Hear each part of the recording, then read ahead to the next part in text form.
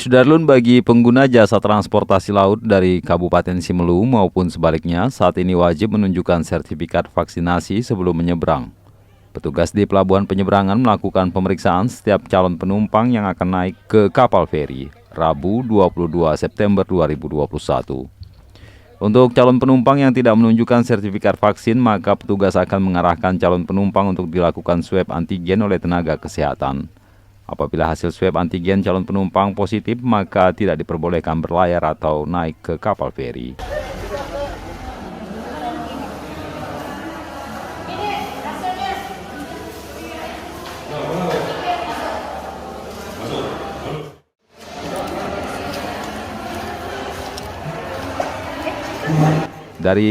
Dari Simelu, Sari Mulyasno, Serambion TV.